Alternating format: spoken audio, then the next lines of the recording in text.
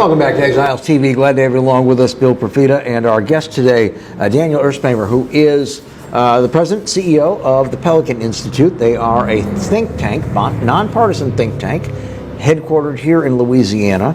They have weighed in for us in the past on items like constitutional amendments and tax proposals and things of that nature. And I wanted to bring you here near the end of the year to talk about what you're seeing from 2020 and what you're looking at into 2021. Well, it's great to be with you. I feel like I'm sitting in somebody else's chair you're here. in the prince's chair there. Yeah. Hope our buddy gets better soon, but glad to be with you. Look, 2020 has been a crazy year for everyone on every level and everything. And that said, the legislature here in Louisiana did some really good things in 2020. We made some progress on licensure that allows for, so we have these crazy laws, right, that say if you want to arrange flowers or be an auctioneer or braid hair, you have to go through all this training and spend all this money and get your future competitors to grant you a license to work. Yeah, because the boards are all people who are actively involved in the profession, which I've always thought was nowhere near an arm's length transaction. Yeah, absolutely right. And so we have to ask permission to do work. Well, we made a little bit of progress on that. If you're a family of a member of the military and you're stationed here in Louisiana, we'll grant you reciprocity now or ease the process to get that license here in Louisiana. It's an important first step. We've got more work to do there. We made some progress on an important issue, especially in 2020, on broadband.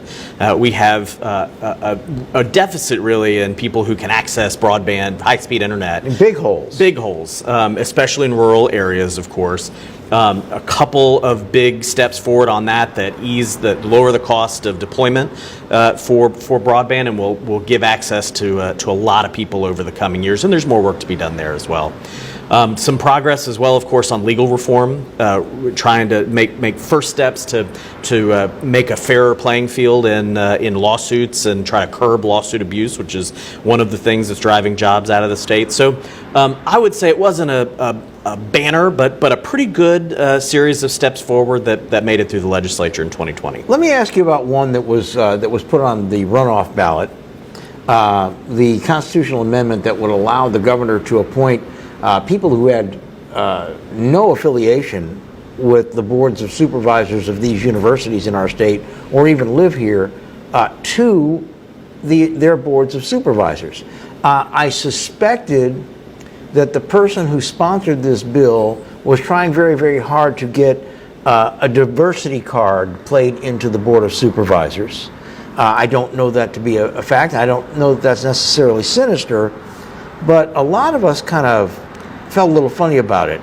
It was an odd process. One of these amendments that didn't get a lot of discussion. And just about everyone I talked to asked the very same question or some version of it.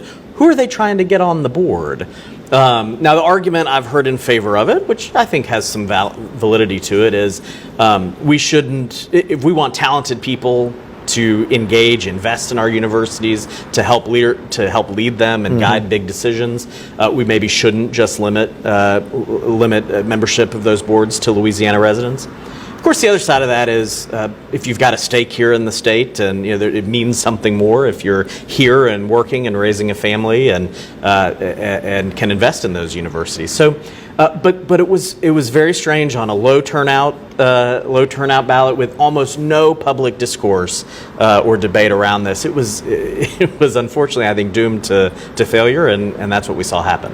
Well, I think one of the things that a lot of people worried about was originally, and I'm not sure if it was 5 years, 6 years ago, they put the same thing up, and it was called the Lod Cook Amendment, right? With good reason.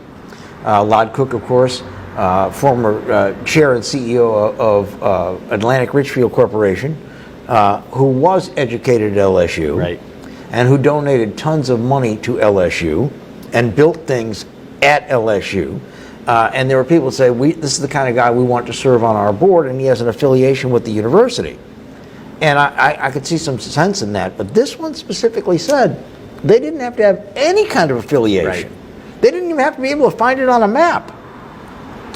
You know, I'll make this point too. I think the bigger lesson or the bigger takeaway for me on this and really all the constitutional amendments, it just points back to how broken our state constitution is. The fact that this required a change in the Constitution, whether you support it or against it, the fact that this is even in our Constitution really points to the fact we've talked about before. We have the second longest state constitution in the country. My favorite sort of comparison, the entirety of the United States Constitution and its amendments, it's around 7,500 words. That is the greatest document known in the world around, a guarantor of liberty. The Louisiana State Constitution spends 13,000 words just on how we should spend taxpayer dollars. Yeah. This is a document in dire need of rewriting and reform, and these just endless parade of constitutional amendments that nobody understands is exactly evidence A of why we should do that. There have been legislators that have been calling for a constitutional convention very stridently for the past 4 or 5 years. They all appear now to feel, many of them are still in the legislature, appear now to seem to feel as though their pleas are falling on deaf ears. Are they? Well, our ears are certainly not deaf. However, the governor has indicated that he does not support calling a constitutional convention. That certainly puts a damper. But it's not solely his call. It is absolutely. In fact, there's some argument that the legislature can do this without the governor's approval.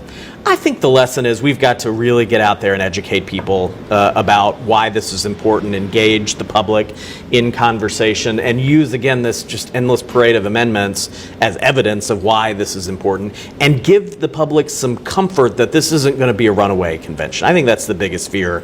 You'll open this document up and lots of crazy things will happen. There are plenty of safeguards against that. The public is going to get to vote at the end of a convention whether to adopt it or not. It has to be done. We've got to win the public's support on this, and then I think those lawmakers will come back around to us. Aside from that, the next legislative session is a fiscal session. It is. Or as we call it in the media world, the hang on to your wallet with both hands session. That's right. I mean, are we going to add, another 500,000 people to the Medicaid rolls? Are we going to try to shoot the big job creators in the foot? Or are we going to be a little fiscally responsible this time? What's your feeling? Well, I certainly hope we're going to be more fiscally responsible. Here's, I think, the key message that the public and lawmakers all need to hear. This legislative session needs to be about Louisiana's renewal. We've gone through tragedy, we've gone through a pandemic and the resulting economic shutdowns. We have tens of thousands of people out of work. We have people leaving the state. Meanwhile, we're against a backdrop of entrepreneurs and companies and jobs leaving states like New York and California and Illinois. Where are they going? Texas, Tennessee, Florida. They're not even looking at Louisiana. They're driving right by us. Right on by. They might stop in for some gumbo, and then they're on their way. That is within our power to change. Think about it. People come to Louisiana on purpose all the time to visit, to start families. We have a great cost of living, a great culture and music and food and everything else. What stands in our way from job creators is a Byzantine tax code, a regulatory environment that's unpredictable and punishing, and similarly, a legal environment that says if you are successful in this state, we're certainly going to sue you. Yes, we're going to sue you. So these are all things the legislature can fix, and frankly, they can fix most of them this year. Is this, and this is an opinion question, I know, but I value the fact that you are an educated person that does a lot of research, so I think your opinion holds some weight.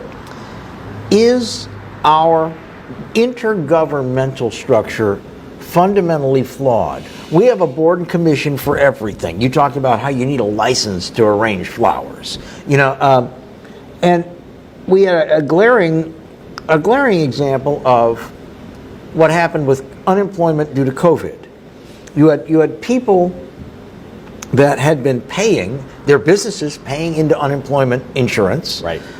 People who had been paying taxes that went to support all the other departments, most notably DH, big part of our budget. Right.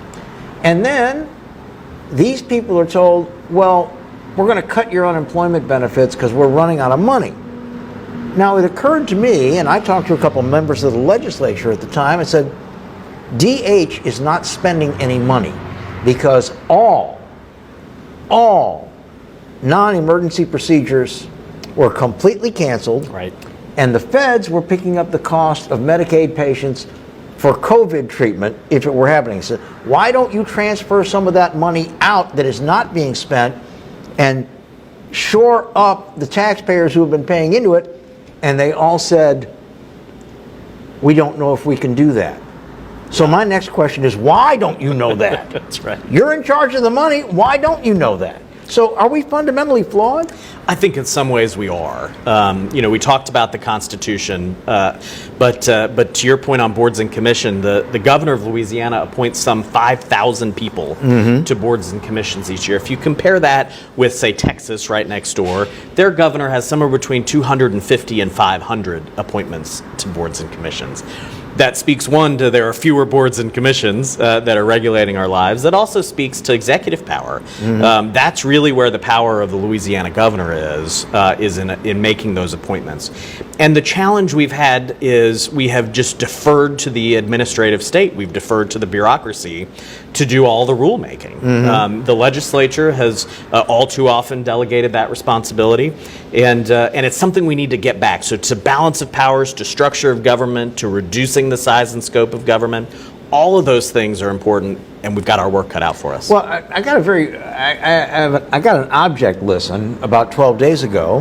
My wife and I were in Texas, and they, of course, were going through a great big surge. And in Dallas, which has a humongous medical center, I think Houston's a little larger, but not by much. Right. But Dallas was warning their hospitals were getting surged. They were filling up. And the person who finally came aboard and said, all right, here's what we must do, who issued the order, was not the governor, was not the mayor, but it was a sworn county judge. In other words, someone who was responsible to the people and also responsible to the powers of law. And in watching the news coverage and doing a little research, I found out that that is exactly the same all over Texas. Right. That you don't have, was it Greg Abbott, the governor there? That's right. You don't have him saying, well, in El Paso, you're okay, but in Houston, you're not. It is local people who have an obligation as part of their mantle of authority to be the chief public health officer. And we are nowhere near that here. No, at the state or local level, to be sure. We're going to take a brief break. We'll be back with Daniel Erspamer of the Pelican Institute. Why don't you stick around? We'll be back in a moment on Exiles TV.